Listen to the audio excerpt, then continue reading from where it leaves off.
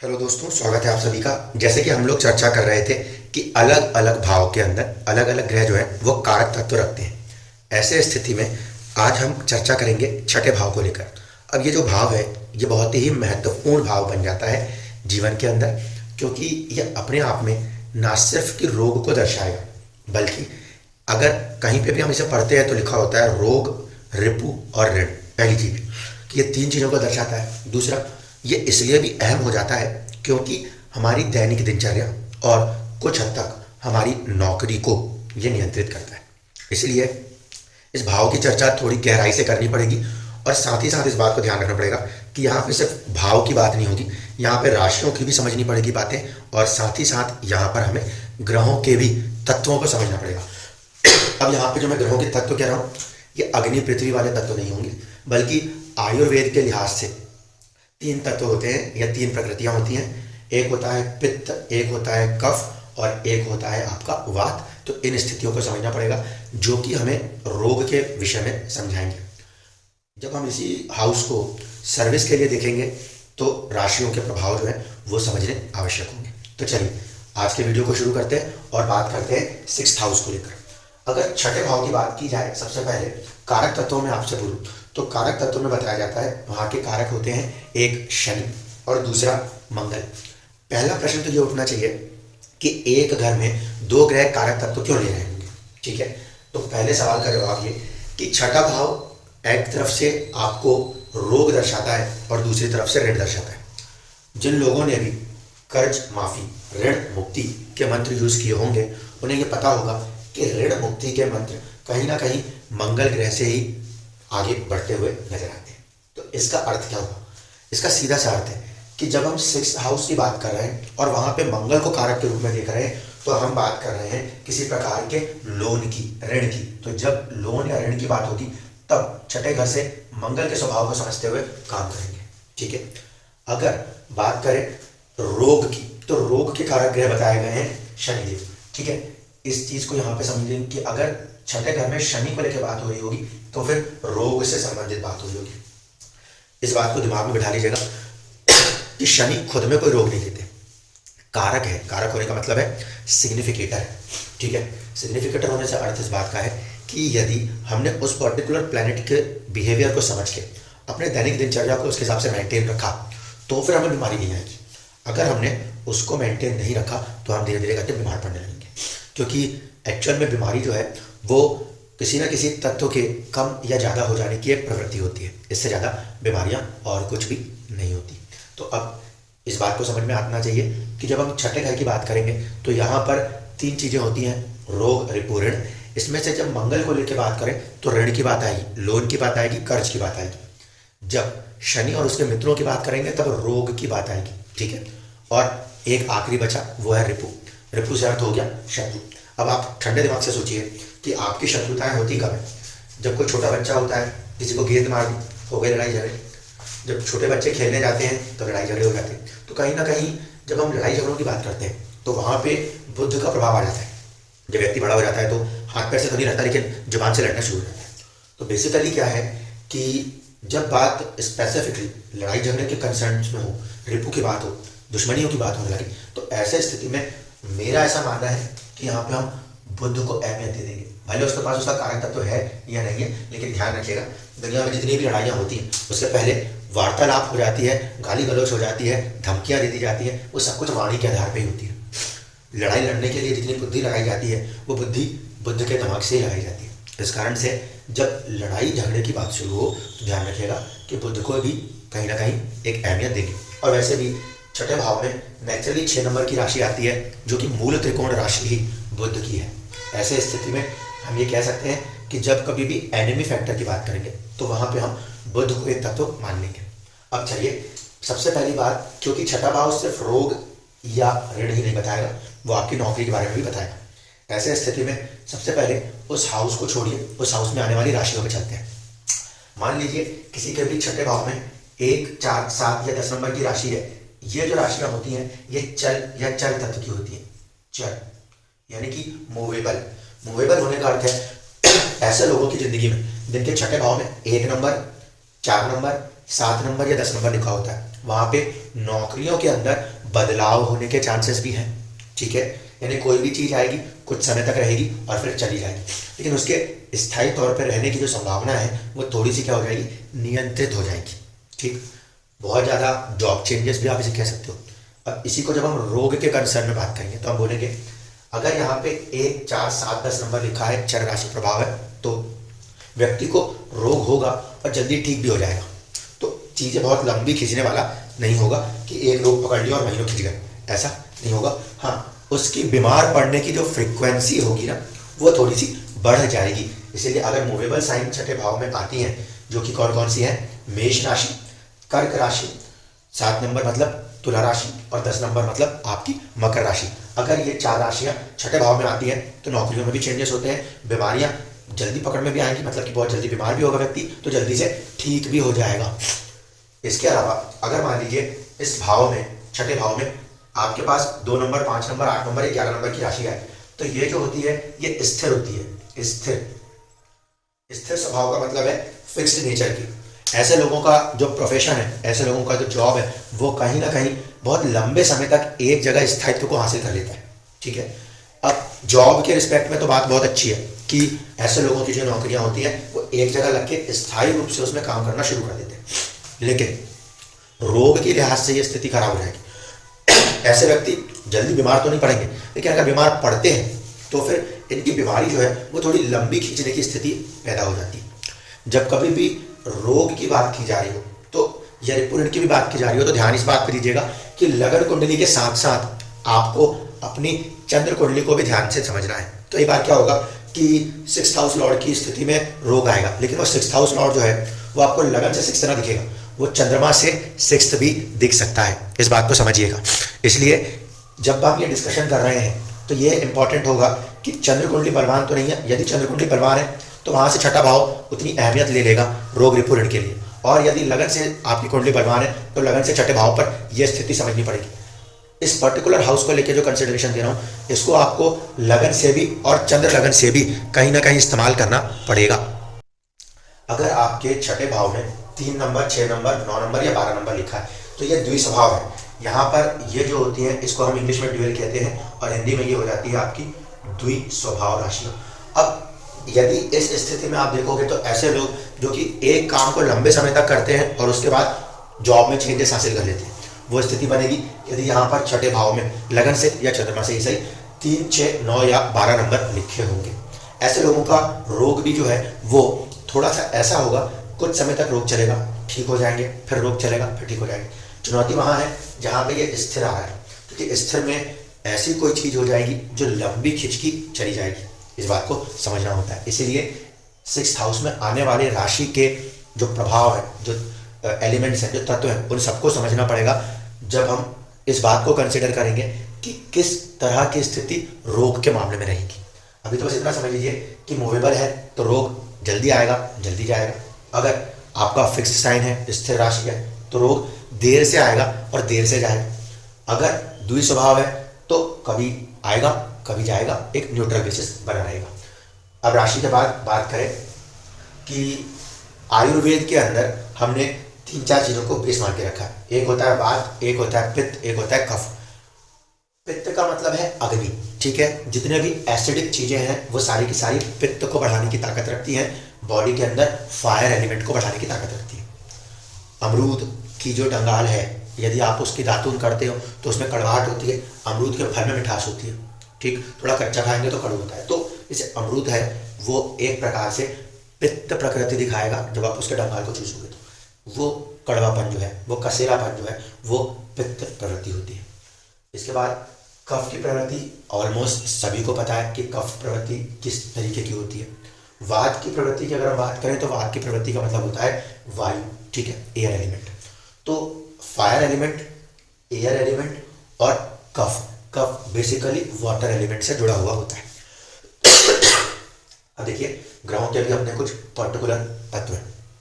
Fire elements के planet हैं आपके सूर्य, आपका मंगल, जो फायर एलिमेंट्स में आता है, तो वहाँ पर हम देखते हैं उसमें पित्त प्रवृत्ति होती है। इसी तरीके से अगर हम बात करें गुरु, इसके अंदर कफ, चंद्रमा में कफ और शुक्र में कफ की प्रवृत्ति होती है, यानी कि अगर ये तीन है, चंद्रमा है, गुरु है या शुक्र है, तो इसमें कफ के फैक्टर को थोड़ा ज़्यादा अहमियत देंगे। इसके अंदर कुछ मात्रा में वात की प्रवृत्ति होती है, जबकि वात की सबसे ज़्यादा प्रवृत्तियाँ यदि देखी जाएंगी तो शनि, राहु, केतु जैसे ग्रहों में देखी जाएंगी। वात प्रवृत्ति में वायु से होने वाले जितने भी बीमारियां हैं उनको देखा जाता है। बुध जो है, बुध हर तरह के तत्वों को अपने साथ लेके चलता है, क्योंकि वो जिसके साथ जुड़ जाएगा वो वैसा ही स्थिति पैदा कर लेगा। उसमें कफ की भी ताकत है, उसमें वात की भी ताकत है, उसमें पित्त की भी प्रवृत्ति है। अब देखिए, अब प्लैनेट्स की बात करना शुरू कर रहा हूँ एक एक करके कि सिक्स्थ हाउस में प्लैनेट्स है तो उसके असर किस तरीके से पड़ेंगे। ठीक है, इस बात को ध्यान रखना है। सबसे पहले रोग को लेकर ज़्यादा चर्चा नहीं करूंगा, इसलिए ये स्थिति बस यहाँ पे समझा दी। जब कभी रोग को लेकर चर्चा करेंगे तो बाकी बातें होंगी। अभी तो सिर्फ ये देखना है कि वहाँ पे ग्रह बैठा है, ग्रह किसका मित्र, किसका शत्रु, कितना काम होगा। तो 6 नंबर इसको हटा लेते हैं, यहाँ पे छठा भाव है, इसको समझ लीजिए। इस छठे भाव के अंदर जो भी ग्रह बैठेगा उसको हमें 3 जगह से समझना है, बुध के नजरिए से, मंगल के नजरिए से और शनि के नजरिए से। अब देखिए, मान लीजिए यहाँ पे सूर्य बैठ जाए। सूर्य जो है वो मंगल का मित्र है और कहीं ना कहीं बुध का भी मित्र है।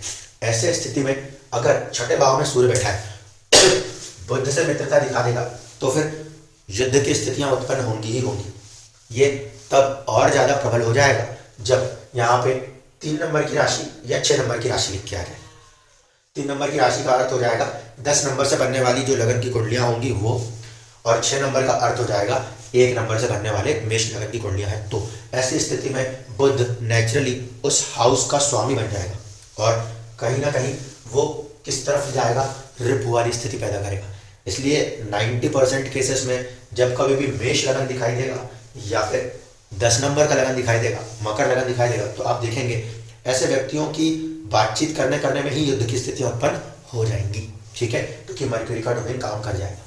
दूसरा, ऐसे स्थिति में यदि सूर्य आके बैठ गया तो सूर्य यदि यहाँ पर 6 नंबर राशि में बैठा तो सूर्य पॉजिटिव। अगर इस घर के अंदर सूर्य 3 नंबर राशि में बैठ गया तो सूर्य नेगेटिव पड़ जाएगा। अब इस बात को भी समझिएगा। देखिए, बुध की राशि है लेकिन 2 अलग अलग राशियों में दोनों के प्रभाव बदल गए। पहला, अगर यहाँ पे 6 नंबर की राशि में सूर्य बैठा तो राशि क्या है, उसका जो तत्व है ना वो कहीं ना कहीं पृथ्वी तत्व है। ठीक है, सूर्य की किरणें पृथ्वी पे गिरे, पृथ्वी ठोस तत्व है। इस कारण से ऐसे लोगों का जो फैक्टर ऑफ एनिमिटी होगा वो भी बहुत क्रूशियल लंबा हो जाएगा। एक पॉइंट। दूसरा, सूर्य के यहाँ बैठने से बुध को सपोर्ट मिलने के कारण कहीं ना कहीं सर्विसेज के अंदर, जॉब्स के अंदर ऐसे लोग थोड़ा सा एक अपना रुतबा बनाने की कोशिश कर जाते हैं जब हम बात जॉब को करेंगे तो। और साथ ही साथ सूर्य को यहाँ पे स्ट्रेंथ मिल रही है, वो मंगल को भी सपोर्ट कर रहा है और वो कहीं ना कहीं आपके बुध को सपोर्ट कर रहा है। ऐसी स्थिति में ऐसे लोगों को एक अच्छी पोस्ट पोजीशंस भी मिल जाती है। अब बात करें इसी को ऋण के नजरिए से, अगर सूर्य छठे भाव में बैठा है तो मंगल को भी सपोर्ट साइन देता है। ऐसा व्यक्ति जीवन में ऋण लेता है, कर्जा लेता भी है, तो कर्जा चुकाने में सहूलियत से काम कर सकता है। कभी कभी ऐसी स्थितियां उत्पन्न होती हैं ऐसे लोगों के जीवन में कि इन्हें कर्जा उठाना पड़े, अन्यथा ये बहुत ज़्यादा कर्जों के बीच में अपने आप को उलझाना नहीं चाहते, प्लानिंग्स बहुत अच्छे से कर लिए करते। रोग की बात करें तो सूर्य बैठेगा, अपनी अग्नि तत्व को बढ़ाएगा। फायर एलिमेंट्स जैसे जैसे बढ़ेंगे वैसे वैसे कोल्ड एलिमेंट शनि का तत्व में एक दबाव आ जाएगा। ठीक है, ऐसी स्थिति में यहाँ पे सूर्य बैठे तो बीमारी की स्थितियों को थोड़ा सा नियंत्रित कर देता है। ये कारण है कि कुंडली के छठे भाव में सूर्य को अच्छा माना जाता है। तो ये तो पहला नियम ध्यान रखिएगा। सूर्य बैठा पॉजिटिव है, बुध के लिहाज से भी कॉम्पिटिटिव बनाएगा। ठीक है, और मंगल के हिसाब से भी इतना स्ट्रॉन्ग बना लेगा कि कहीं ना कहीं आप अपने आप को कर्ज से बाहर निकाल सकते हो। इसीलिए एक कठोर ग्रह, पापी नहीं बट क्रूर ग्रह अगर छठे में बैठेगा तो सारी की सारी सिचुएशनों को काफ़ी हद तक बोल्डली हैंडल कर लेगा, पॉजिटिव माना गया है। अगर यहाँ पर हमने चंद्रमा को बिठा दिया तो यहाँ पर स्थिति डामाडोल हो जाएगी। छठे भाव में चंद्रमा नहीं बैठे तो बहुत अच्छी बात है, चंद्रमा छठे भाव में बैठा तो प्रॉब्लम खड़ी हो जाएगी। क्यों? पहली चीज, चंद्रमा एक तो छठे भाव में बैठा नहीं कि छठा भाव जो है वो चंद्र लगन बन जाएगा, तो उसकी एक अहमियत चंद्रमा के बैठ जाने से ही हो जाएगी। कुंडली में चंद्रमा जिस भाव में बैठा वो अपने आप में एक नया लगन बन गया। ऐसी स्थिति में छठे भाव जो है उसकी अहमियत ही बढ़ गई।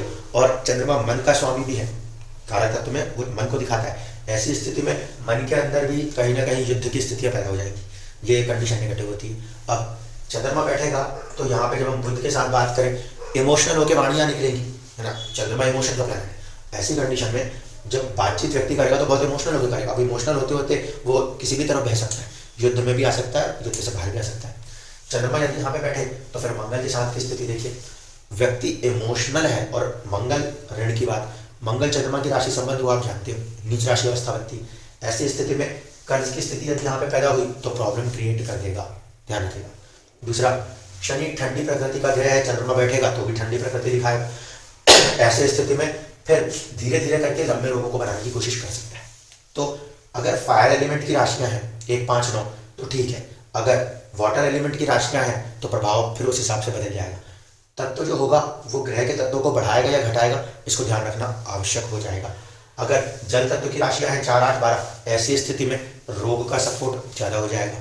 फायर एलिमेंट्स में रोग को दबाने की स्थिति ज़्यादा हो जाएगी, ये ध्यान रखना पड़ेगा। लेकिन चंद्रमा अगर छठे भाव में बैठे तो इसे हम अच्छा नहीं मानते, क्योंकि कहीं ना कहीं उसकी स्थिति व्यक्ति को इमोशनल बना सकती है और फिर कई बार चीज़ों में चुनौतियाँ पैदा कर सकती है। पॉजिटिव सेंस क्या है? पॉजिटिव सेंस इस बात का है कि ऐसा व्यक्ति वो सारे काम कर सकता है जो पब्लिक डीलिंग के लिए करने पड़ते हैं, वो सारे काम कर सकता है जो एक मदरली फिगर कर सकती है। बच्चों के साथ केयर कराना है, पब्लिक डीलिंग्स करानी है, उन सारी चीज़ों के लिए चंद्रमा अच्छा है छठे भाव में बैठा हो। लेकिन इमोशनल होकर ना तो जंग जीती जा सकती है और ना ही रोगों से बाहर निकला जा सकता है, तो उस पॉइंट पे चीज़ें थोड़ी सी वीक पड़ जाएगी। चंद्रमा किसी का दोस्त नहीं है, किसी का दुश्मन नहीं है, ऐसी स्थिति में वो बैलेंस है। अब बात करें इससे आगे निकल के, यदि यहाँ पे मंगल आ गया, मंगल की स्थिति को भी हम अच्छा ही मानते हैं 99%, ठीक है, लेकिन मंगल उत्तेजना का एक प्लैनेट है, ठीक है, इसको ध्यान रखिएगा। मंगल उत्तेजना का प्लैनेट है। और दूसरी बात है, जब कभी भी मंगल को छठे भाव से जोड़ के देखा गया तो वहाँ पे ऐसे लोगों ने जीवन में कहीं ना कहीं कर्ज की तरफ इनका जीवन अपने आप नेचुरली खिंच के आया, ठीक है, क्योंकि वो कारक है कर्ज का। इस लिहाज से कहीं ना कहीं मंगल की प्लेसमेंट जब भी 8th हाउस के साथ कनेक्ट होती हुई नजर आई है तो व्यक्ति कहीं ना कहीं उसे लोन, उसे कर्ज मिल ही जाता है, प्लस पॉइंट है। और धीरे धीरे करके ऐसा व्यक्ति अपना कर्ज खत्म भी कर लेता है।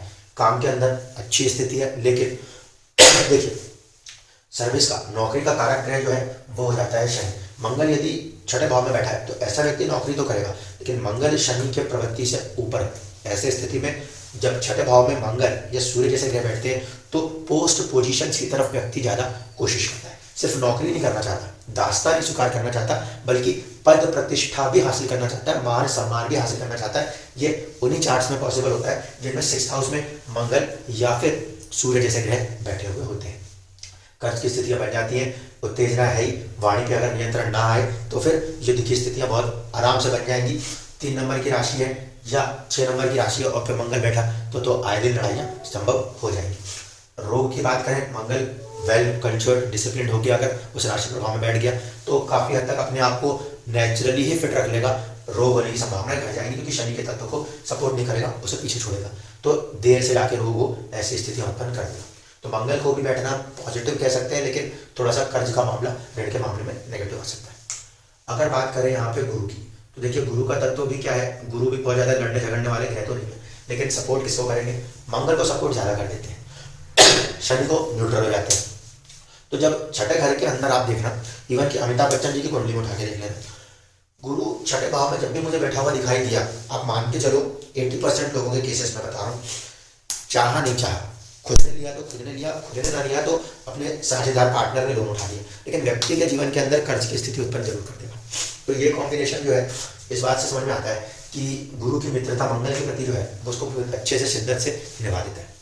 शनि के प्रति अगर बात करें तो न्यूट्रल है, तो जॉब्स के मामले में, काम के मामले में ऐसा व्यक्ति न्यूट्रल हो जाता है, बहुत ज़्यादा जॉब के पीछे भागने की स्थिति नहीं दिखाता, बहुत ज़्यादा बड़े पोस्ट पोजीशन की चाहते दिखाए ऐसा नहीं होता, लेकिन हाँ देव कृपा होने के कारण ऐसा व्यक्ति जीवन में अपना जो एक सदाचार है, एक उसका व्यवहार है, उसके दम पर इस तरीके से कॉन्टेक्स्ट को मेंटेन कर लेता है कि उसके शत्रु भी अपने आप नीचे आ रहेंगे और वो जिस भी काम में काम को करेगा उसको बहुत अच्छे से करने लग जाएगा।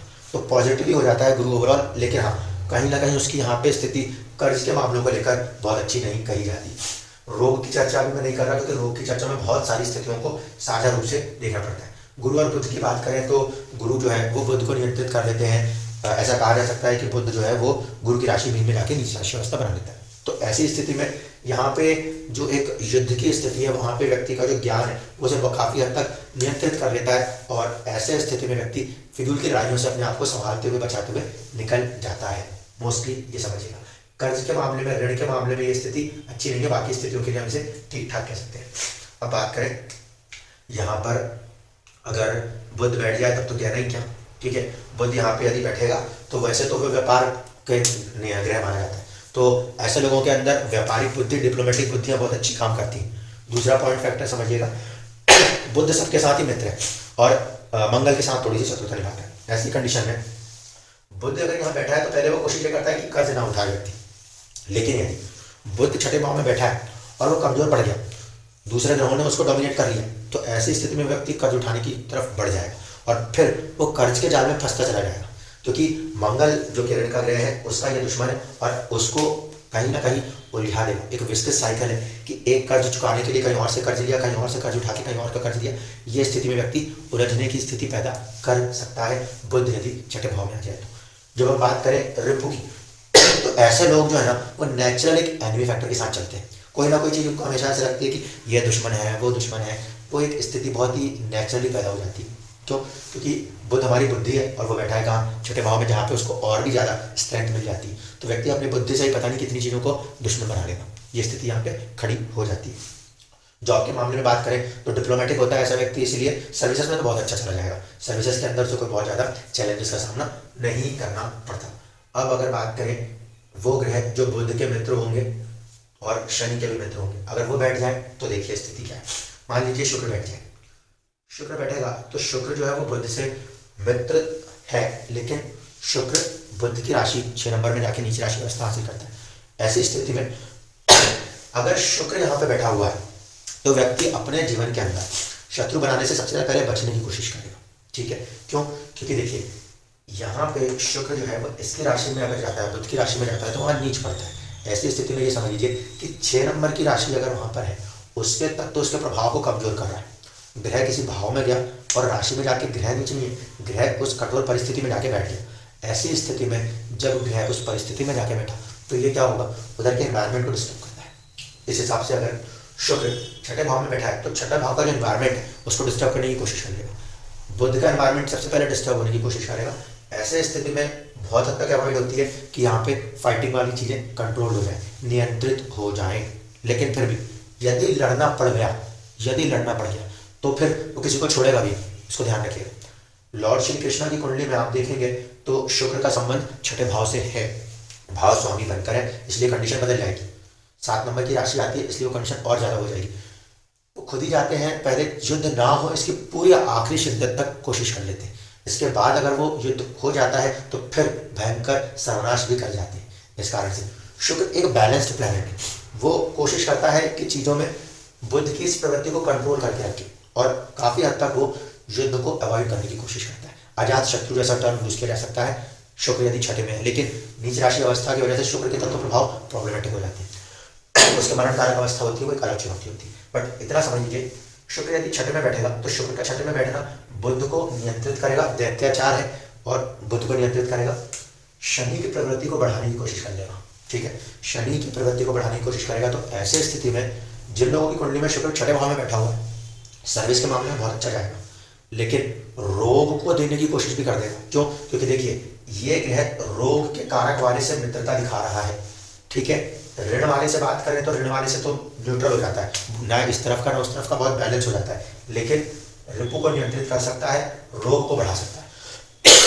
सूर्य या मंगल जैसा ग्रह नहीं है जो कि अपने आप को आगे ले जाने की कोशिश करता हो, इसलिए शुक्र यदि छठे भाव में बैठा तो सर्विस के अंदर भी व्यक्ति अपने आप को बहुत बड़े उछाल की तरफ ले जाना चाहे, पोस्ट पोजीशन को ले जाना चाहे, ऐसा कुछ नहीं करेगा।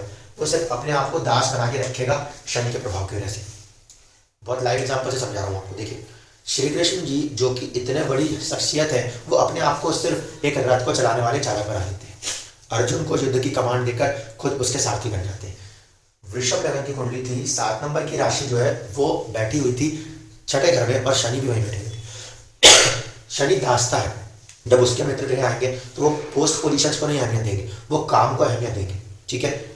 तो ऐसी स्थिति में ऐसे लोग बहुत पोस्ट पोजीशंस की तरफ भागने की कोशिश नहीं करते, वो सिर्फ काम को एक ईमानदारी से करने की कोशिश करते हैं, इतना सा रह जाता है। लेकिन जब हम बात कर रहे हैं इस तत्व में, तो रोग के तत्व का सपोर्टर बन जाएगा। अगर छठे भाव में बुध बैठा, शुक्र बैठा या फिर शनि बैठा, तो हम ये कहेंगे कि यहाँ पे रोग की संभावनाएं ज्यादा बनती जाएंगी। लेकिन यदि यहाँ पे सूर्य बैठा, मंगल बैठा, गुरु बैठा, तो हम कहेंगे कर्ज की संभावना बढ़ रही है। ठीक है, नौकरी तो दोनों स्थिति में होगी क्योंकि बुध तो सबके साथ चलेगा, तो ये स्थिति आपको समझनी पड़ेगी।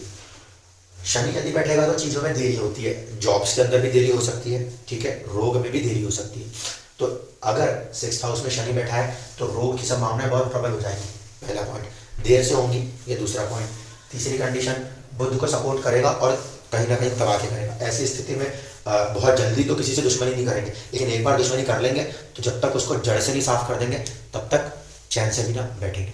अब इसमें एक कंसिडरेशन ध्यान रखिएगा, 6th हाउस में शनि बैठा है तो वो व्यक्ति का खुद का सर्वनाश सबसे पहले हो सकता है। क्यों? क्योंकि ऐसी स्थिति में रोग का कारक गृह होकर वो उसी जगह पे बैठा है। अब कारक गृह होकर वहां बैठा है तो धीरे धीरे करके चीजों को बढ़ा रहा है, व्यक्ति के अंदर उसे खुद ही समझ में नहीं आ रहा। उसकी दैनिक दिनचर्या भी मैंने कहा छठे भाव से जुड़ी हुई, तो दैनिक दिनचर्या में होने वाली कुछ ना कुछ मिस्टेक्स भी व्यक्ति को नेचुरली रोग की तरफ ले जाने की ताकत दिखा सकती है। ठीक है, जॉब प्रोफेशंस के अंदर होने वाली बीमारियां जो है, यानी कि पर्टिकुलर एरिया में काम करने की वजह से जो बीमारियां निकल के आती हैं, उनको भी कहीं ना कहीं ऐसा शनि दर्शाने लगता है। जॉब के मामले में, सर्विस के मामले में बहुत अच्छा है, उस खच्चर उस गधे की तरह है कि आप कितना भी भार डाल दो सह लेगा, लेकिन सक्सेस निकाल के देगा। ग्रोथ में, जॉब के अंदर जब ग्रोथ होती है ऐसे में व्यक्ति को 36 साल के बाद, और फिर उसमें भी पोजीशंस के अहमियत की बात करें तो पोजीशंस की तुलना में ऐसा व्यक्ति मेहनती ज़्यादा होता है। सूर्य बैठा है, मंगल बैठा है, तो हम ये नहीं कह सकते कि व्यक्ति मेहनती है, साम दाम दंड भेद, उसको पोस्ट पोजीशन चाहिए। लेकिन शनि बैठा है तो काफ़ी कड़ी मेहनत करके व्यक्ति आगे बढ़ने लगता है, इस बात की श्योरिटी वो दे देता है। तो ये कंडीशन अवमन 6th हाउस के साथ जोड़ के देखी जाती है। अब बाकी बचते हैं आपके राहु और केतु। राहु और केतु का फैक्टर ऐसा है कि यहाँ पे जो भी राशि होंगी ना, ये उन्हीं के तत्वों को बढ़ा देंगे।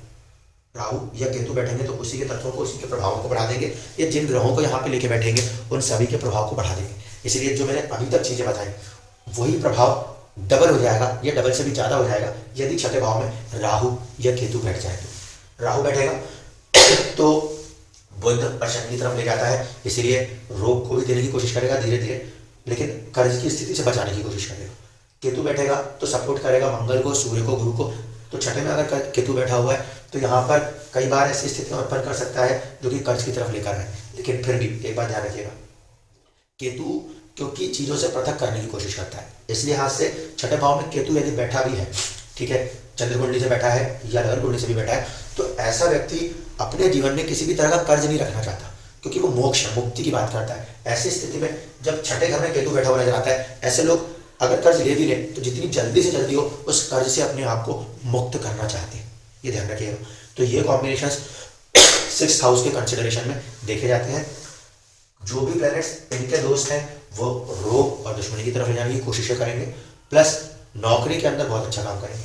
जो भी प्लैनेट्स मंगल के सपोर्ट से हैं और वो वहां पे आगे बैठेंगे, वो जीवन में कर्ज की स्थितियों को बढ़ाने की कोशिश करेंगे। लेकिन हाँ, पोजीशन के तरफ व्यक्ति थोड़ा सा ज्यादा चाहेगा, वो चाहेगा कि उसको एक मान, सम्मान, इज्जत सब कुछ मिले। वो दासता को स्वीकार करेगा, लेकिन इस बात पे कि उसको किसी न किसी रूप में एक अच्छी कीमत, एक अच्छी ओहदा चाहिए। ये कंडीशंस बन जाते हैं अगर कोई प्लैनेट मंगल के सपोर्ट साइड आता है, क्योंकि नाड़ी के अंदर हम मंगल को ईगो के साथ जोड़ते हैं कि मेरा शरीर है, मेरा ईगो। उसी तरीके से मंगल जहां भी जुड़ेगा वहां एक ईगो का फैक्टर आएगा। तो जब उसके फ्रेंड्स आके उसकी ताकत को बढ़ाएंगे, सूर्य, कुछ हद तक चंद्रमा, गुरु या खुद मंगल, जब ऐसे ग्रह आएंगे तो व्यक्ति का एक ईगो सामने खड़ा होगा जो उसको आगे बढ़ाना चाहेगा। जब बात शनि या उसके मित्र ग्रहों की आएगी तो शनि में कोई ईगो का फैक्टर नहीं, शनि बिल्कुल निराशावाद का ग्रह माना जाता है। बेसिकली निराशावाद क्या है, वो एक कंसिस्टेंट वर्किंग प्लैनेट माना जाता है। इस कारण से शनि का जब संबंध आता है तो व्यक्ति दुखी हो के बढ़ता है। ये बात इसलिए बोल रहा हूँ, छठे भाव में यदि आपको शनि मिल जाए किसी भी कुंडली में, मेरे आप देखना, व्यक्ति राइज करेगा बट स्लोली स्लोली करेगा, और धीरे धीरे करके क्योंकि करता है तो वो दुखी हो के आगे बढ़ता है, लेकिन कंसिस्टेंट हो जाता है। किसी एक चीज को करें, कंटिन्यूसली करें तो वो सक्सेस हासिल करता है। क्यों? क्योंकि शनि का जो फैक्टर है वो अवतार कौन सा है? कूर्म अवतार। कूर्म अवतार के हिसाब से कछुए का वो अवतार है जिसके पीठ के ऊपर ही पूरा सागर बनता है। इस कारण से शनि के ऊपर ही पूरी दुनिया का जिम्मेदारी बैठी हुई।